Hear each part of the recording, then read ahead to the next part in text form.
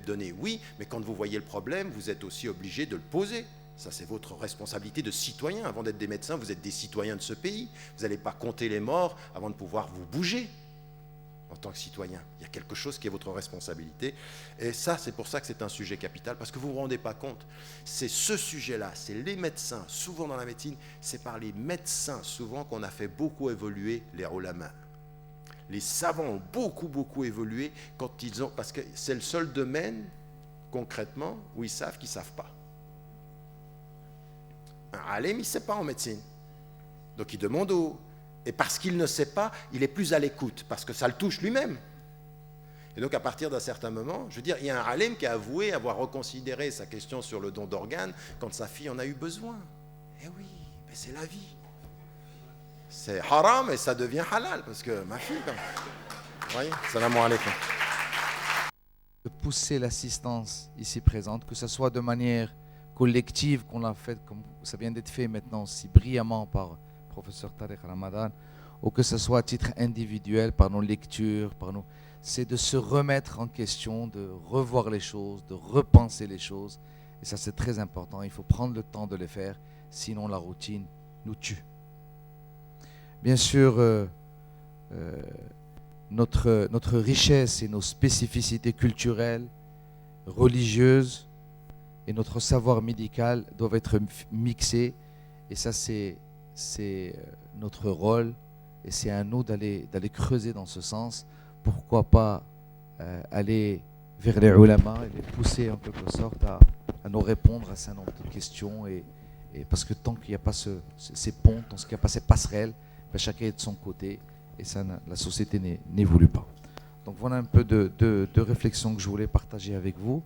Pour être pratique, nous allons recueillir 3 réactions, 3 questions, 3 commentaires, permettre au professeur Tariq Ramadan d'apporter des éclaircissements et procéder de telle sorte. Si je sais mettre le micro. Donc tu commences par ta droite, professeur Alaoui, professeur Sharqawi. Donc professeur Alaoui, professeur Sharqawi, professeur Najat Belhaj, et on va y arriver. Bien sûr, à mon tour, je félicite l'éminent orateur pour ses réflexions spirituelles, philosophiques, pratiques. J'aimerais revenir sur 2 points.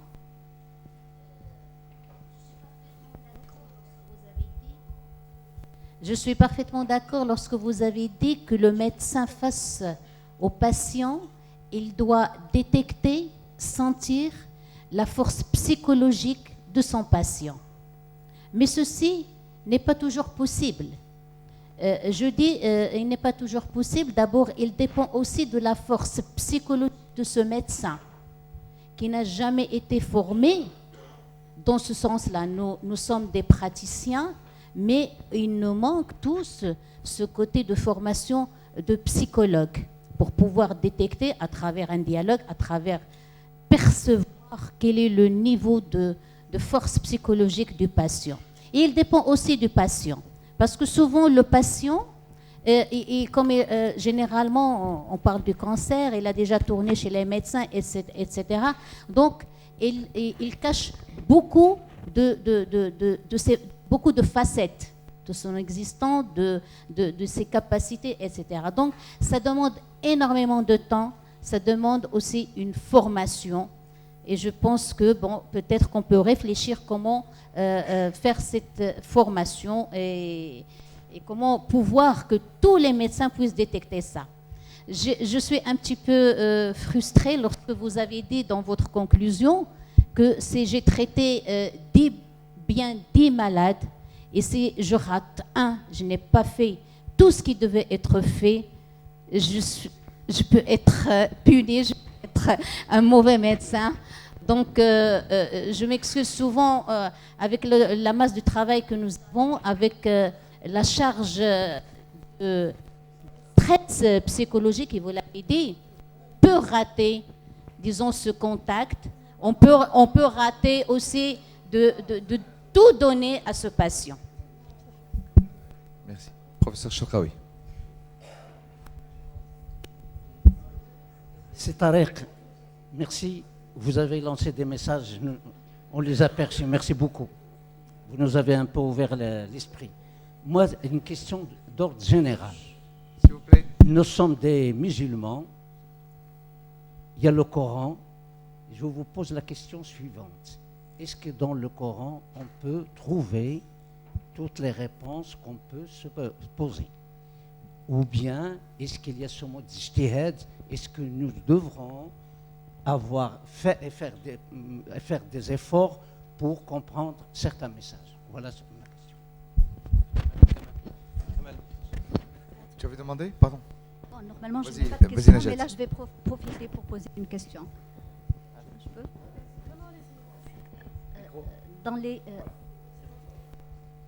si on considère donc les droits du malade sur le médecin, donc si je tiens compte de ça, et si un malade vient poser une question à son médecin, je veux savoir quel est mon diagnostic. Le médecin, psychologue, il se rend compte que s'il va annoncer ce diagnostic au malade, le malade va fondre. Qu'est-ce qu'on fait?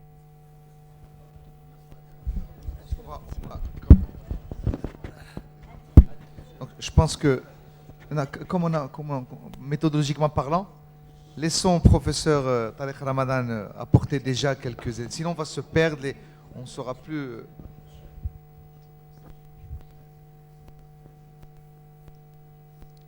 Bien. Merci. Simplement pour vos premières questions. Ça, par exemple, c'est quelque chose de particulièrement important, ce que vous venez de dire dans la formation des médecins. C'est-à-dire la question de la formation en psychologie élémentaire. C'est une lacune incroyable. Mais vous savez, ça, c'est un domaine dans lequel, dans la relation interpersonnelle, on a exactement la même chose quand on est enseignant. On n'est pas formé à savoir détecter les comportements et que ce n'est pas possible. Donc ça veut dire que, par exemple, une association comme la vôtre qui réunit des médecins dans ce domaine-là, il faut qu'on pense à qu'est-ce que l'on peut faire pour accompagner sur le plan de, je veux dire, un minimum de... Mais pourquoi c'est important la formation psychologique? Parce qu'elle dit deux choses. Elle dit qu'il faut être équipé à être dans la communication du formel et de l'informel, de pouvoir identifier. Mais quand vous dites formation psychologique, vous dites prendre du temps avec son patient. C'est autre chose qui est aussi induit. C'est-à-dire, ce n'est pas simplement le traitement médical, c'est vraiment toute l'enveloppe, c'est-à-dire tout l'horizon dans lequel tout ceci va se faire. Et on sait aujourd'hui que cet horizon-là est déterminant sur la façon dont la maladie peut être traitée. C'est-à-dire que quand on n'est pas au stade final, au stade terminal, quand parfois c'est irréversible, c'est exactement cette atmosphère-là qui va permettre aux patients de trouver l'énergie de pouvoir résister. Il y en a qui ont pu dépasser des cancers par l'environnement humain et la psychologie du patient, qui ont donné de l'énergie. Moi, j'ai un collègue qui m'a dit, c'est mon médecin. Il n'était pas croyant, il est athée. C'est mon médecin qui m'a donné la force. Il a cru en moi, il était là, et il me dit, je lui en serai gré toute ma vie. Mais ça veut dire quoi? Ça veut dire qu'à un moment donné, il y a eu un contexte psychologique, une formation, et là-dessus, je suis complètement d'accord avec vous. Bon, je ne voulais pas vous... d'un point de vue comptable, 10 à 1, et vous dites, mais c'est pas possible. Bien sûr, moi ce que je voulais simplement vous dire, mais c'est bien que vous le disiez également, parce que parfois, des propos comme ceux-ci peuvent être considérés comme durs, parce qu'on se dit, mais on a fait tout ça, et puis à un moment donné, bien sûr qu'on peut échouer, bien sûr parfois on va... Moi ce que je voulais dire, c'est simplement être le plus possible dans sa vie conscient qu'il n'y a pas de moindre patient. Voilà, c'est tout ce que je veux dire. Parfois, on est pris par des gens de leur statut social ou de leur situation. Ça peut arriver, mais oui, mais puis il y a des pauvres qui ont... Mais ça, encore une fois, on est des êtres humains, on ne va pas se mentir. Je veux dire, ça joue, évidemment que ça joue. C'est-à-dire que psychologiquement, quelqu'un qui est pauvre ou quelqu'un qui a une situation, quelqu'un qui est dans une situation, parfois on arrive à le négliger. Ce que je dis simplement, soyons conscients qu'il n'y a pas de négligence légitime au-delà du fait qu'on est des êtres humains, qu'on peut être fatigué, et là-dessus on est bien d'accord. Et il faut espérer que les 10 se sauveront de la négligence parfois. Sur la question du Coran et le Karim, est-ce qu'il y a tout dans le Coran? Alors il faut faire attention à ce que le Coran dit de lui-même. Qu'est-ce que l'on trouve dans le Coran où on puisse dire il y a tout? Ce qu'il y a dans le Coran, c'est uniquement les orientations générales qui permettront aux hommes, quand ils y reviennent, d'avoir à utiliser leur intelligence pour trouver la réponse spécifique de leur temps. Donc c'est l'orientation générale qui y est, il n'y a pas la réponse spécifique. Mais encore une fois, ce que je vous dis ici est aussi vieux que les savants musulmans. C'est-à-dire que dès le début, il était extrêmement clair. Mais encore une fois, quand le prophète il envoie Muaz ibn Jabal, qu'il l'envoie au Yémen de son vivant, il lui dit sur quoi tu te bases le Coran. Si tu n'y trouves pas, il lui dit si tu ne trouves pas dans le Coran. Le prophète, il lui dit si tu ne trouves pas dans le Coran, il lui dit tu vas te baser sur quoi? Sunnati, c'est-à-dire la sunna du prophète. Et si tu ne trouves pas, c'est-à-dire que mon intelligence va faire le reste. Donc encore une fois, ça c'est le travail dans lequel vous êtes. Et tout ce que j'ai dit aujourd'hui, c'est cet équilibre entre des orientations éthiques et un savoir scientifique. Et il faut toujours travailler sur les deux. Donc, et là aussi, il y a énormément de choses qu'on a reconsidérées dans notre lecture du Coran grâce au savoir médical qui nous a redonné un nouveau type de compréhension. Donc l'accumulation historique du savoir humain donne une autre densité à la révélation du divin. Une autre densité, c'est-à-dire que les versets sont vus différemment parce qu'on sait d'autres choses, on a d'autres considérations. Dernière question, alors ça c'est une question que vous posez et qui est le principe que j'ai énoncé. Vous devez donner à votre patient les moyens qui sont en votre pouvoir, qui puissent s'en sortir. Si à un moment donné, il vient, vous demandez, je veux savoir mon diagnostic, et que vous percevez dans sa psychologie que si vous lui donnez cette réponse-là, vous le brisez et puis il ne va pas se relever, là, vous n'êtes pas en train de lui donner les meilleurs moyens de s'en sortir, vous êtes en train de lui mettre la tête sous l'eau. Au nom d'un principe qui est de dire, il faut lui dire s'il le demande. Le principe premier en médecine, c'est de dire, mais à des moments donnés très spécifiques, à ce patient-là, il ne faut pas le faire, il faut lui donner, il faut trouver une autre façon, il faut trouver une autre formule, une autre façon d'aborder la question pour lui donner l'espoir qui sera à la mesure de sa psychologie et de sa force mentale à lui. Et ça c'est, alors là, pour ça, il faut être formé parfois, enfin, il faut toujours être formé, et puis, mais en même temps, ça tient aussi de votre travail, vous pouvez mesurer les choses. Mais ce que je dirais, à contrario, c'est refuser de le dire parce qu'on est dans une culture du non-dit ou parce que la famille fait pression et s'arrêter à ça, ça ne va pas non plus. Donc c'est vraiment une pondération entre les deux qu'il faut chercher. Wallahu a'lam.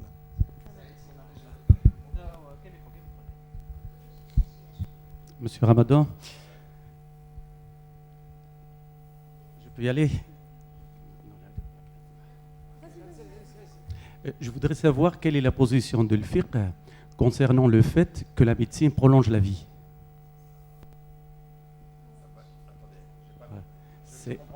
Quelle est la position de l'fiqh concernant le fait que la médecine prolonge la vie? Parce que quand on prend un malade cancéreux, on va le traiter par des moyens que nous avons sous la main et on lui dit qu'en se traitant, on va avoir une prolongation, une survie de 6 mois, de 1 an, de 5 ans. Alors, quelle est la position du fiqh de pouvoir? Est-ce qu'on peut le dire déjà ou pas? C'est intéressant parce que la façon dont vous avez posé la question et pourquoi je vous repose la question, c'est est-ce qu'on prolonge la vie ou est-ce qu'on maintient plus longtemps en vie? Moi, je voudrais savoir votre réponse. C'est pour ça. Est-ce qu'on la prolonge ou on la maintient? Ah, d'accord. Oustad Tariq, moi je suis vraiment rassuré, je suis ravi que vous soyez parmi nous ce soir en clôture de notre congrès. Et en même temps, ça me rassure parce que tout ce qui a été dit, vous avez énoncé, moi je trouve que c'est des principes universels. Et quand on a défini le titre de notre conférence sur, disons, la particularité de la société arabe ou arabo-musulmane, finalement, ce sont les mêmes principes partout. Et en tant que musulman, ça me réconforte parce que nos principes d'islam sont en parfaite harmonie avec ces principes universels. Donc je suis vraiment content que ça soit dit haut et fort et devant tout le monde. La même conférence aurait pu ou peut être donnée à Paris, à Oxford ou ailleurs. Donc ça c'est juste une remarque. Alors quant à notre métier de médecin, on sait tous que moi médecin, c'est d'abord ma relation avec mon malade. Ce que je peux donner comme moyen de vie à mon patient, ça fait partie de ma relation médecin-malade. Et ça, on l'a étudié dans nos cours de formation. Bien sûr, on n'a pas étudié, on n'a pas beaucoup de temps parce qu'il y a tellement de choses à étudier, mais cette manière, cet art de ce comportement, de la relation médecin-malade, on ne l'a pas bien étudié. Mais ça fait partie de la personne elle-même et comment elle peut développer son art d'être un bon médecin ou pas un bon médecin, en plus de ses compétences de la technicité qu'il peut apprendre par les examens, par les cours, etc. Il y a le côté personnel, et ça, c'est ce qui fait la différence entre les uns et les autres. En dernier, moi, disons, le thème de concert, c'est juste une particularité dans tout ce qu'on fait dans notre pratique. Et finalement, c'est la même chose partout, sauf que le concert, c'est un cas extrême, aigu, de notre relation avec nos patients. Oui. Monsieur Tariq Ramadan, vous avez parlé tout à l'heure, le médecin accompagne le malade qui est atteint d'un cancer de stade terminal, donc irréversible. Vous avez dit qu'il peut le soulager, il doit le soulager de ses souffrances. Et moi, ma question, est-ce qu'il peut uniquement le soulager de ses souffrances en donnant des antalgiques, etc., ou bien aller un peu plus loin et l'aider à partir? Et comment l'aider à partir? Et que dit la Sharia dans ce sens? Merci.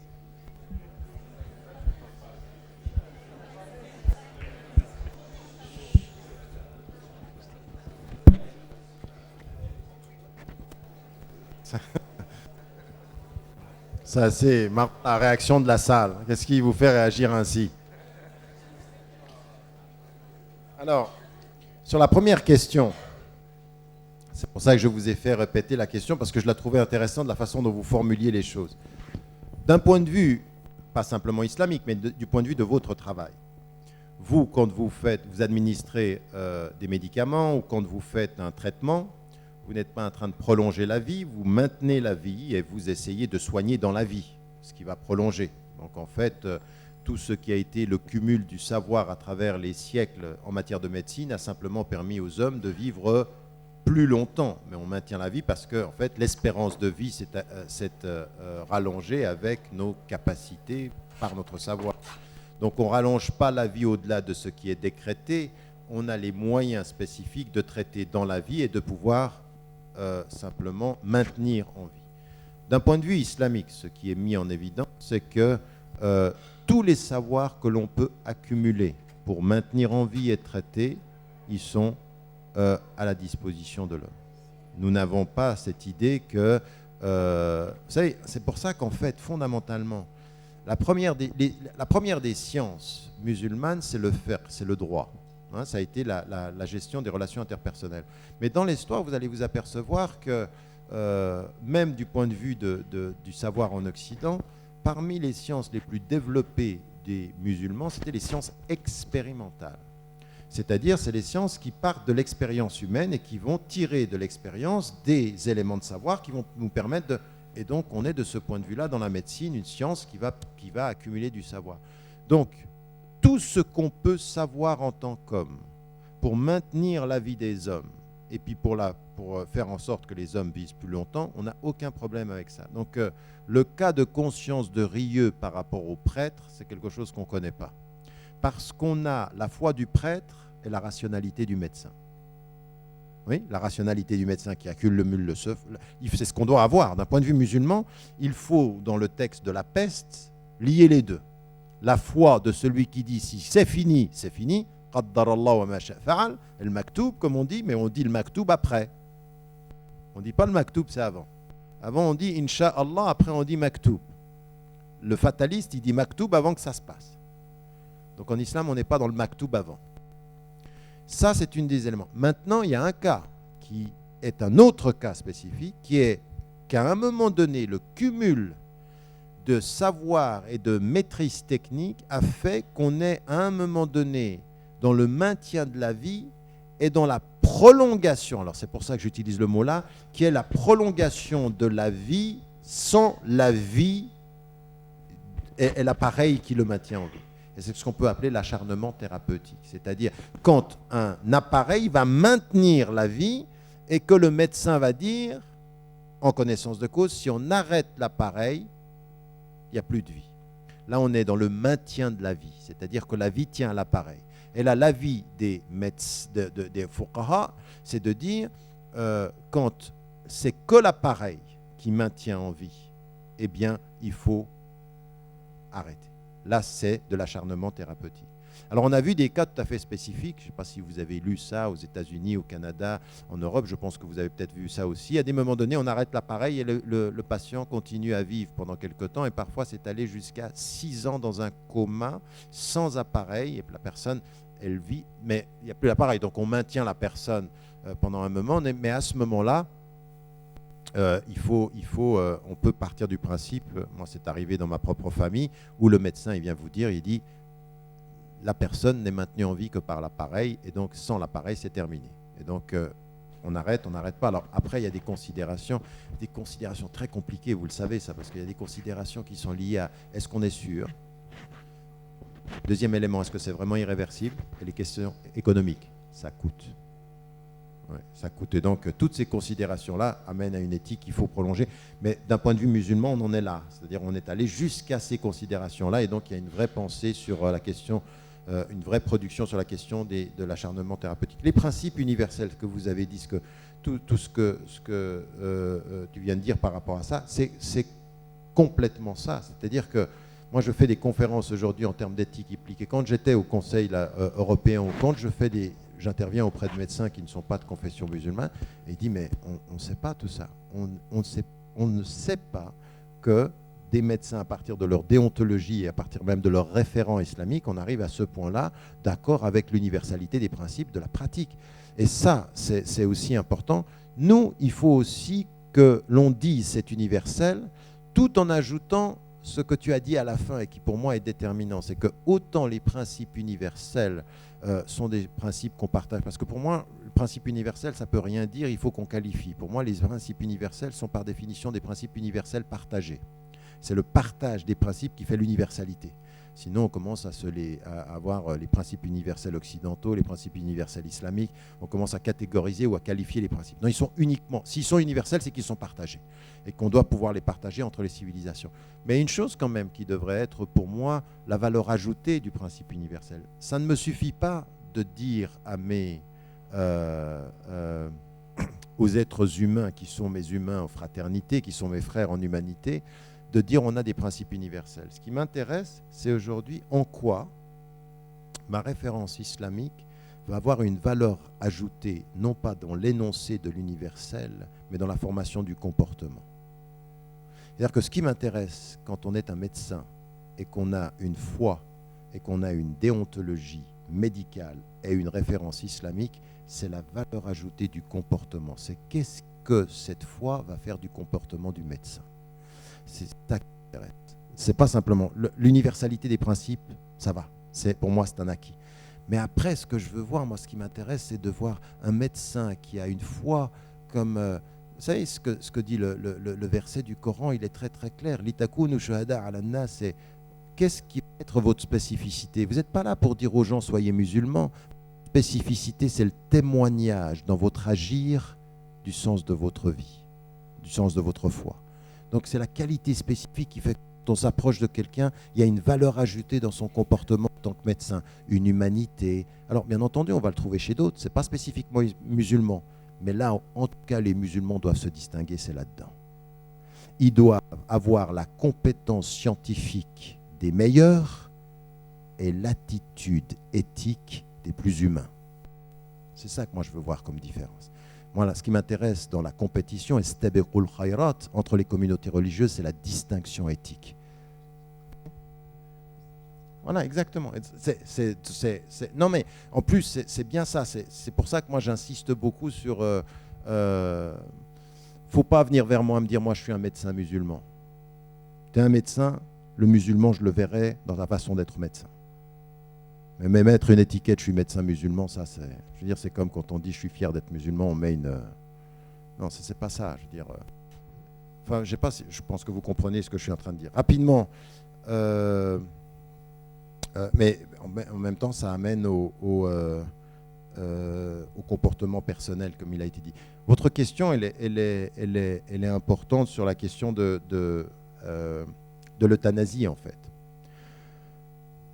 De mettre un terme à sa vie en euthanasie active directe, islamiquement, ça n'est pas possible. Là, on n'intervient pas dans la décision du terme de la vie.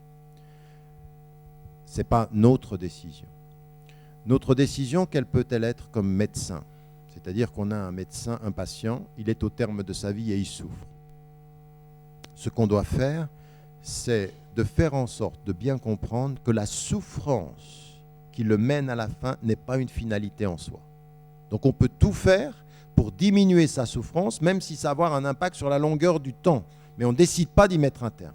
Et par contre, l'accompagnement, c'est là où c'est important. Son droit à lui, au moment où il part, c'est de lui donner tous les moyens psychologiques et spirituels dont lui a besoin pour gérer cette période-là. Mais on ne peut pas, au nom du fait d'amoindrir la souffrance, de mettre un terme définitif à la vie. Non, là, il y a une limite qu'il ne faut pas dépasser. Donc ça, c'est ce que l'intervention directe sur le terme de la vie, ce n'est pas le rôle du médecin. Mais par contre, de déterminer ou d'utiliser les moyens pour diminuer la souffrance, mais encore une fois, on est bien d'accord, avec la condition qu'au préalable, nous sommes bien au terme de la vie. C'est-à-dire que le diagnostic d'irréversibilité, de processus qui mène au terme, a été établi. Et ça vient des médecins. Après, il faut vraiment que ça, c'est très important. C'est-à-dire que, vous savez, dans la tradition chrétienne, souvent, moi j'ai un ami, je ne l'oublierai jamais, d'ailleurs j'ai décidé, c'était un chrétien qui m'a formé dans les droits humains, et il est décédé à la suite d'une très très longue souffrance. Et il me disait, Tariq, je ne comprends pas. Il était très croyant, hein, c'est un croyant chrétien très très impliqué. Il me dit, je ne comprends pas cette souffrance, je suis habité par la souffrance. Et il me dit, le seul sens que je peux lui donner, moi, à cette souffrance, c'est un processus de purification. Oui, pour lui, c'était ça. Dans la tradition chrétienne, oui, je ne sais pas, vous connaissez Baudelaire, car c'est vraiment, Seigneur, le meilleur témoignage que nous puissions donner de notre dignité, que cet ardent sanglot qui roule d'âge en âge et vient mourir au bord de votre éternité, le sanglot étant l'élément de la purification de l'être pécheur. Oui, le péché passe par la souffrance pour être... Nous, on n'a pas ça en islam. La souffrance n'est pas une finalité, elle n'est pas le signe de la purification. Et en tant qu'être humain, on amoindrit les souffrances, on ne les maintient pas, dans les limites de ce qui est possible. Inch'Allah.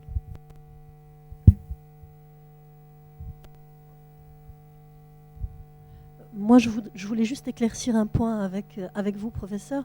Quand justement vous parlez de cette souffrance et vous parlez de morphine, vous avez précisé qu'il fallait qu'on soit sûr qu'on était en fin de vie. Je n'ai pas compris ce point. Parce que si on a un patient qui souffre et qu'on sait qu'il n'est pas en fin de vie, on a quand même le droit de soulager ses souffrances.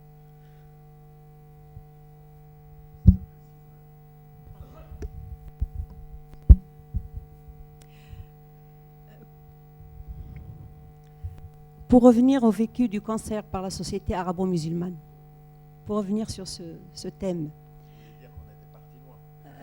de temps en temps. Je vous remercie du message implicite. Non, reçu 5 sur 5. Non, mais c'est juste une question quand même devant laquelle il ne faudrait pas passer. Et si vous permettez, je vais vous la poser. Donc c'est quelque chose qui est mal vécu par le médecin d'abord, qui est bouleversé par ce diagnostic. Ensuite, arrive le moment où il doit l'annoncer à quelqu'un. Et de temps en temps, vous êtes en face d'un malade qui ne veut pas connaître. Il a le droit de vouloir ne pas connaître. Vous avez parlé du droit de connaître, je suis tout à fait d'accord avec vous, mais vous avez des malades qui ne veulent pas connaître. Et vous êtes dans une situation difficile. Est-ce que sur le plan de la religion musulmane, on peut être aidé pour savoir qui des membres de la famille est prioritaire pour avoir cette information? Est-ce qu'on a, ou du point de vue de le fiqh islamique, est-ce qu'on a la possibilité de choisir? Parce que normalement, le malade, dans toutes les législations, c'est le malade qui est prioritaire pour savoir. Mais s'il ne veut pas savoir, c'est son droit. Seulement, le médecin doit faire passer le message à quelqu'un. Est-ce que vous pouvez nous éclairer sur ce point? Merci. Oui. Saïd, s'il te plaît, une question dans ça. Vas-y.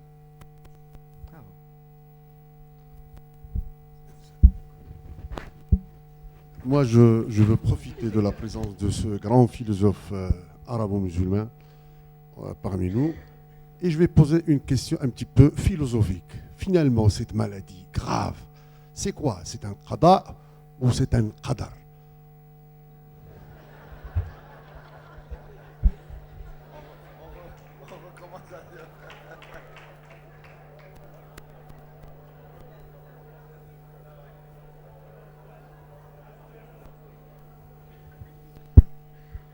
Est-ce qu'on considère la réaction de la salle comme étant une réponse et on passe à autre chose?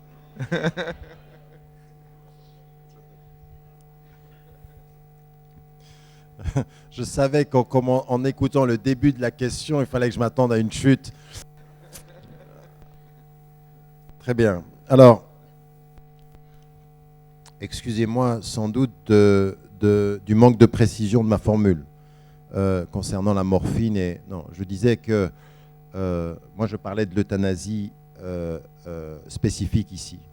C'est-à-dire que quand la morphine est donnée en une situation où la personne est en fin de vie et que la dose qui est donnée peut accélérer le processus qui mène à la mort et qu'on le sait, oui, ça c'est possible. C'est-à-dire que ça c'est une situation indirecte qui va accompagner. C'est dans les situations de fin de vie. Maintenant, quand vous êtes dans une situation où la personne a une douleur et puis que vous voulez amoindrir sa douleur, et bien entendu, vous pouvez, il n'y a absolument aucun problème. Mais là, je parlais de deux situations différentes. C'est ce qu'implique votre agir sur la souffrance et quelles sont les conséquences que cela peut entraîner. C'est-à-dire des situations où, vous savez, tous les débats qu'il y a eu par exemple en France sur la question de l'euthanasie et l'interdiction de l'euthanasie, eh ben, d'un point de vue islamique, on est un peu plus ouvert sur cette question-là. Encore une fois, quand on est dans une situation où le diagnostic voilà, le diagnostic a été déterminé. Ça, c'est une excellente question. Parce qu'en fait, c'est vrai que le premier élément, c'est le droit du patient à savoir. Et puis, il y a des patients qui sont dans une situation qui sont dans un état de déni ou dans une volonté de ne pas savoir. Alors, encore une fois, sa volonté, elle doit être respectée. Donc, s'il ne veut pas savoir. Maintenant, ce qui est, encore une fois, on a des situations de patients où, en fonction de la configuration familiale, eh ben, le frère va vous dire c'est le papa qui doit savoir d'abord, ou ce sont les parents, le papa et la maman, ou les enfants, suivant la situation, ou l'épouse, le conjoint ou la conjointe.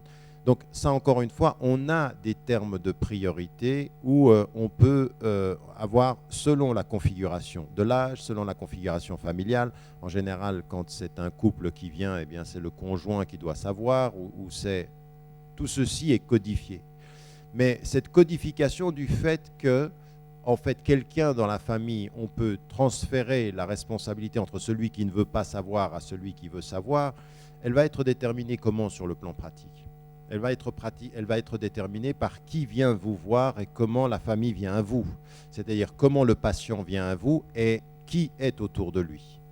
Qui va être autour de lui. Et ça, vous allez devoir aussi le mesurer en sachant à un moment donné que peut-être que si lui ne veut pas savoir, il faut faire très très attention à qui ne doit pas savoir autour de lui. Parce que là, et ça c'est aussi votre responsabilité, vous devez vraiment vous poser la question de savoir qui ne doit pas savoir. Parce qu'il y en a qui vont... Et ça, c'est pas facile du tout. Parce qu'il se peut que lui ne veuille pas savoir, mais il ne faut surtout pas soit que sa femme ou soit que son mari sache. Donc il faut protéger parce que ça pourrait...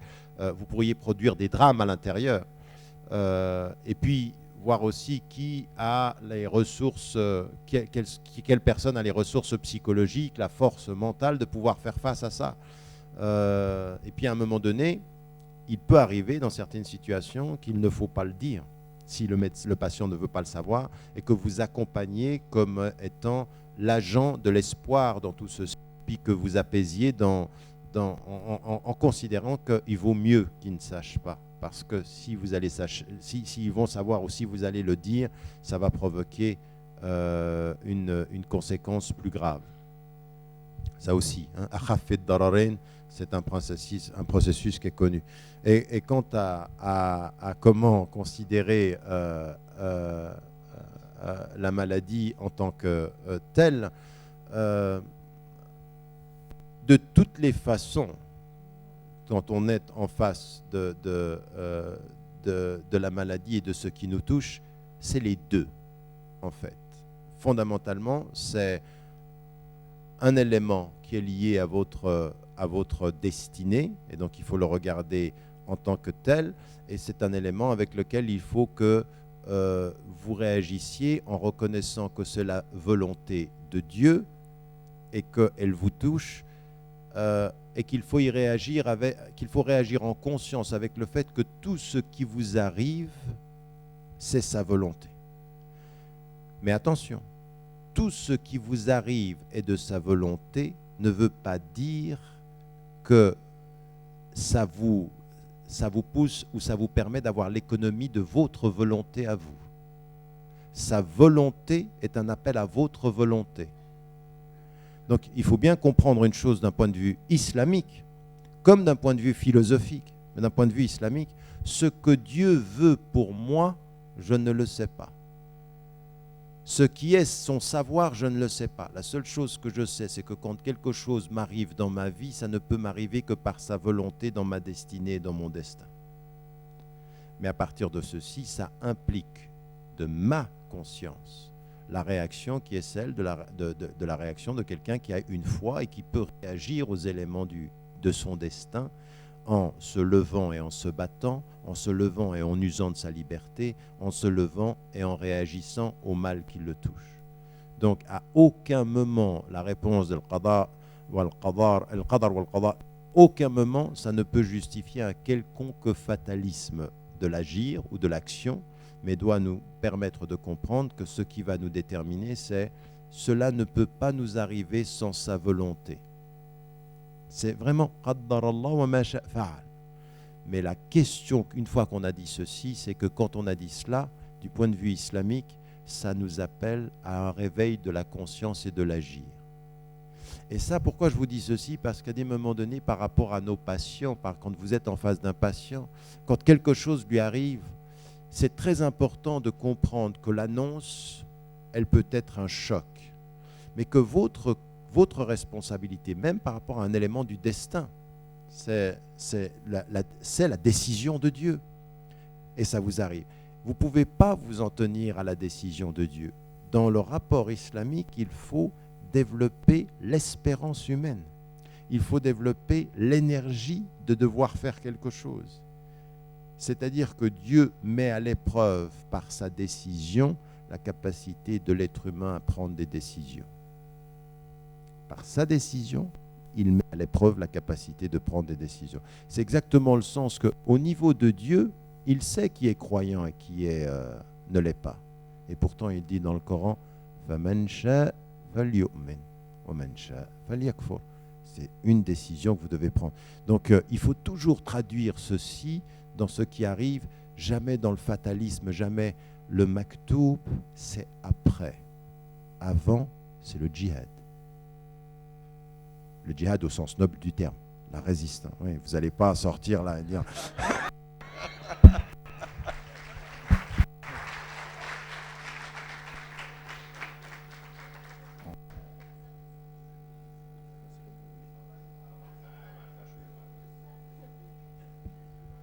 Parce qu'on a dépassé le... Donc on va autoriser encore quelques questions. Je vais commencer par madame d'abord pour être galant. Donc Saïd, s'il te plaît, micro.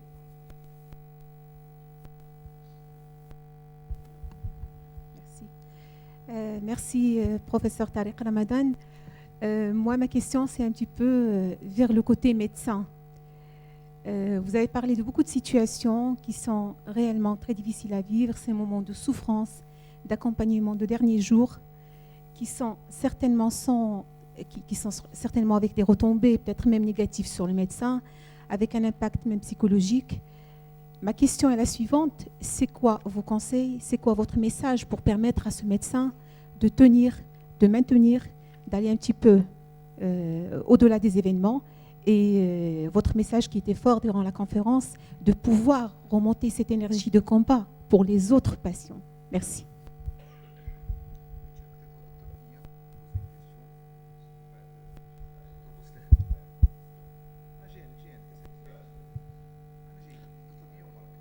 En fait, annoncer le diagnostic au patient, c'est le protéger. Annoncer le diagnostic à la famille, c'est protéger la famille. Mais parfois, on se trouve dans des situations difficiles dans lesquelles on ne peut pas annoncer le diagnostic ni au patient, ni à la famille. Et dans cette situation-là, c'est le médecin, il se protège lui-même. Est-ce qu'on est dans le droit de se protéger en ne pas annoncer le diagnostic? Est-ce que vous pouvez donner simplement un exemple de ce pourquoi vous ne pouvez pas le dire aux patients et pourquoi vous ne pouvez pas le dire à la famille et en quoi ne pas le dire, ça vous protège? Le pronostic est tellement... on est très mauvais. En annonçant par exemple le diagnostic au patient, il rentre dans des détails et des questions donc sur lesquelles on n'a pas de réponse. Pour la famille aussi, donc on préfère ne rien dire, ni au patient, ni à la famille. Et en faisant ça, on se protège nous-mêmes. Vous protégez de quoi? Contre les solutions, voilà. Non, je vois pas. Vous vous protégez de quoi en ne le disant pas? C'est quoi les solutions? Je ne comprends pas. S'il vous plaît. On n'a aucun moyen, en annonçant le diagnostic, le patient, il peut, par exemple, demander des solutions.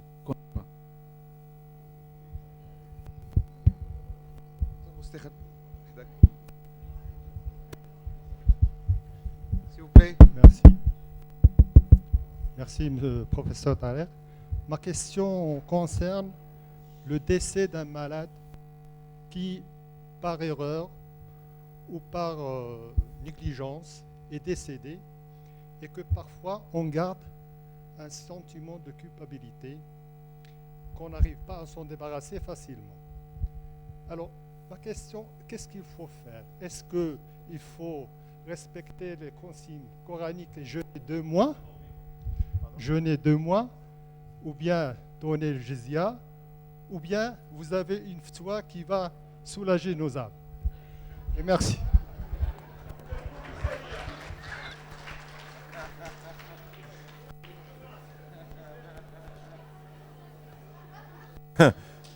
Vous avez combien de cas comme ça?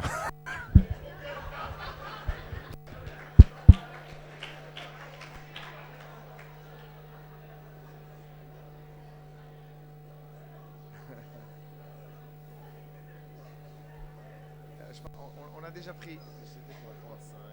Oui. Ça y est, s'il te plaît, les deux dames.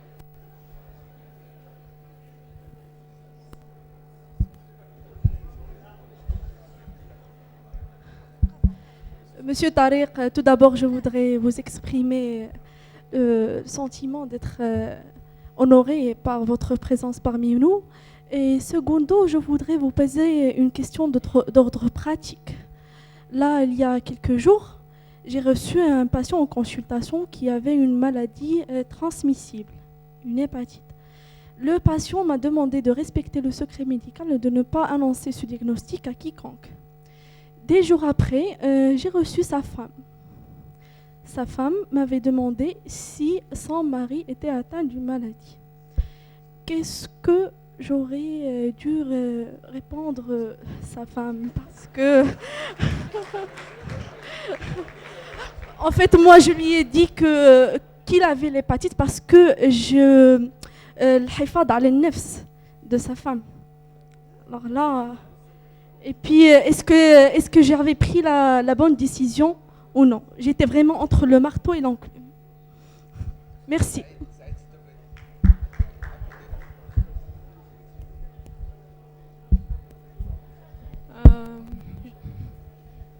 Bonsoir tout le monde. Donc moi je ne suis pas médecin, mais j'ai quand même réussi à m'introduire dedans. Il y a une question qui me tient à cœur, Monsieur Tariq Ramadan.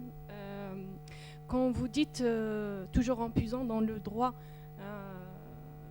du malade ou du patient, du fait qu'il doit connaître tout à propos de sa maladie. Donc, autant que médecin, est-ce qu'on a, dès qu'on fait un diagnostic et qu'on détecte par exemple que, je parle d'une manière scientifique, purement scientifique, ce malade a par exemple devant lui 6 mois de vie. Donc, est-ce que moi, j'ai le droit de l'informer, de pouvoir chiffrer d'abord et de l'informer, et toujours en puisant dans ce droit-là, parce que peut-être que sa décision de vouloir combattre la maladie ou non dépend aussi de 6 mois ou 6 ans qui lui restent. Voilà, merci beaucoup. Saïd, s'il te plaît, on prend une dernière question. Dernière question. Finalement, quelle est la spécificité dans le monde arabo-musulman dans la gestion ou le vécu de la maladie cancéreuse, aussi bien que par le malade, sa famille ou le médecin, par rapport au monde occidental? Oui. On refait la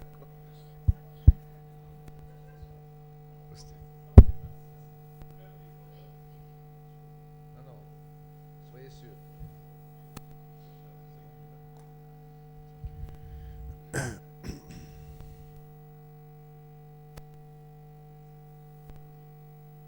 Bien, donc en essayant de reprendre vos questions une à une, première question c'était comment aider les médecins à faire en sorte que, d'abord, comment faire pour qu'ils puissent tenir et garder l'énergie de pouvoir parler à un patient au-delà de tous les autres patients.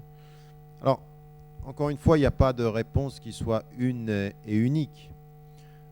Vous avez plusieurs sources dans lesquelles vous puisez votre énergie mentale, votre capacité professionnelle ou vos références spirituelles. Il est évident que de là où je parle, moi, ce qui fait qu'à un moment donné, quand on me demande comment je tiens dans la vie que je mène, qui est de faire des interventions et de la formation partout, c'est effectivement une dimension du rapport au transcendant. C'est ma foi qui me permet ça. Et j'ai un frère qui est comme vous, médecin, lui il est neurochirurgien, et quand il me parle de la vie qu'il mène et de ce qui lui donne une colonne vertébrale, c'est sa spiritualité. C'est vrai que, je veux dire, il est dans... Maintenant, est-ce que ça veut dire que il y a des médecins qui donnent beaucoup à leur profession et qui même ne croient pas en Dieu? Après, c'est à chacun de mesurer, ses capacités. Mais il y a une chose que j'aimerais dire. La médecine, c'est une vocation. Quand elle est bien faite, c'est une vocation. C'est un métier qui vous appelle. Ce n'est pas un métier qu'on choisit comme ça. C'est quelque chose qui vous prend. Et quand une vocation vous appelle, on a des risques. C'est-à-dire que, je me souviens d'ailleurs de mon frère qui répétait souvent ceci quand on lui disait par rapport à sa vie, au tout début, quand il a commencé sa formation, il dit « Moi, je suis marié à la médecine, c'est-à-dire que je donne tout à ça. » Mais il y a une chose qui est un piège. À force de tout donner à la médecine, vous vous videz de votre être. Il faut être des médecins qui ne s'oublient pas eux-mêmes. N'oubliez pas dans votre formation que vous êtes des médecins, il faut vous occuper de vous-même. C'est-à-dire de vous occuper de votre propre équilibre personnel, de votre propre équilibre psychologique, de votre équilibre spirituel. Non, mais je suis sérieux. Je veux dire, il y a des... Il y a des médecins, non mais qu'on soit clair, il y a des patients qui sont négligés par leurs médecins parce que les médecins se négligent eux-mêmes. C'est-à-dire qu'ils n'ont pas d'équilibre, qu'ils n'ont pas le temps.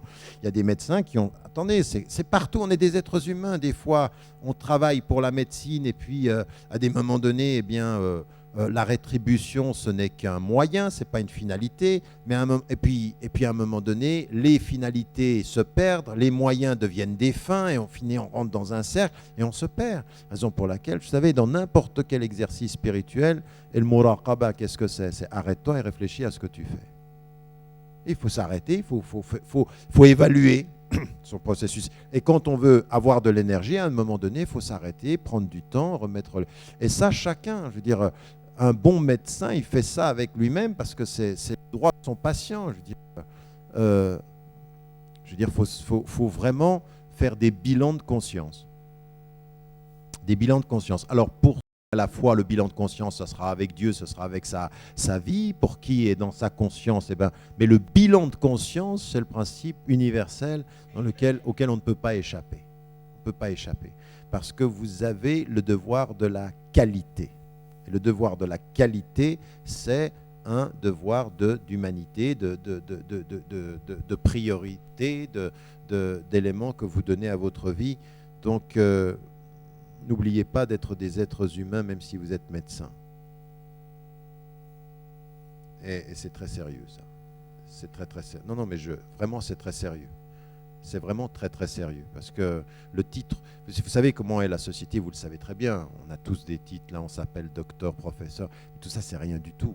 Je veux dire, être un docteur et avoir un titre en oubliant l'humanité qui donne du sens au titre, vous pouvez jeter le titre et tout le reste. Je veux dire, après, vous aurez le salaire. C'est pas de ça dont on parle. Moi, si je viens intervenir avec vous et si vous êtes là maintenant dans tous ces éléments de formation, c'est pour partager autre chose que ça. C'est à des moments donnés, il faut bien le comprendre. Sur votre question, à un moment donné, on ne peut pas le dire aux patients, on ne peut pas le dire à la... Et donc finalement, on est dans un cercle des protections, c'est-à-dire on protège le patient contre ce qu'il pourrait savoir, la famille, et puis on se protège soi par rapport à des décisions. Ça, c'est une situation qui est difficile. Encore une fois, il n'y a pas de règles,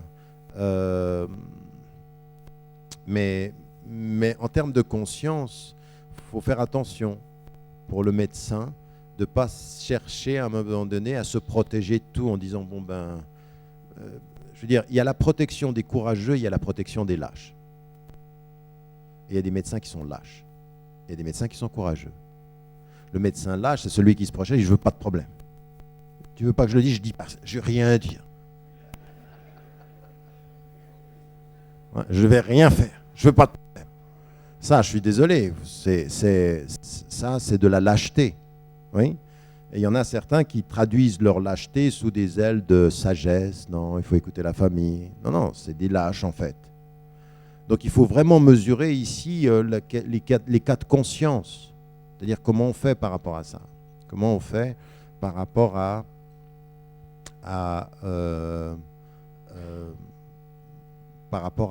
des situations, à des moments donnés, il faut peut-être avoir le courage de parler, il faut peut-être avoir le courage de... Puis il faut chercher à des moments donnés, quand on est dans une situation comme ceci. Je ne sais pas, vous vous rendez compte, on est dans des sociétés aujourd'hui où il y a des choses qui sont dramatiques. Dans les sociétés les plus industrialisées du monde, vous voyez des enfants qui veulent en finir avec leurs parents. Là, on parlait tout à l'heure, vous avez peut-être même des gens qui sont tout à fait mal intentionnés dans la façon dont ils tiennent les informations familiales. Parce qu'on est en train de penser à la succession. Je veux dire, quelqu'un qui se tait dans cette situation-là, quelqu'un qui, encore une fois, on ne veut pas de problème, mais l'intérêt supérieur du malade doit être plus important que ses considérations malsaines. Donc, à un moment donné, il faut mesurer. Mais... encore une fois, je comprends tout à fait qu'un médecin veuille se protéger. Moi, j'ai toujours 3 questions. Se protéger de quoi? Se protéger pourquoi? Se protéger comment? Ouais. Voilà, donc après, dans la question du décès d'un malade,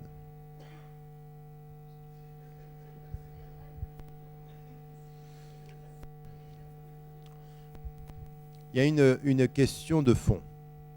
Elle est importante pour chacun d'entre nous. Moi, je vais vous dire une chose. Moi, j'étais enseignant. Ça fait maintenant 30 ans que j'enseigne. Et j'avais 19 ans quand j'ai rencontré un élève qui était dépendant de la drogue. Et cet élève-là, il m'avait rejeté comme prof pendant longtemps. J'ai même écrit un texte sur lui. Il s'appelle Thierry, vous le retrouvez si vous lisez le livre Mon intime conviction, vous verrez que ce livre qui est sorti il y a 3 ans, j'ai encore remis ce texte. Parce que je dis souvent, vous savez, moi j'ai eu des chouyours pour les ijazat en Égypte et j'ai travaillé dans 7 domaines et je dis toujours, mais j'ai un autre cher, c'est lui. C'est cet élève-là, Thierry, qui est mort. Et lui, je l'avais accompagné et à un moment donné, je suis parti en voyage avec lui, je pensais que c'était réussi et je l'ai négligé en matière de relations pendant 6 mois et pendant ces 6 mois, quand moi je pensais qu'il s'en sortait, il est mort.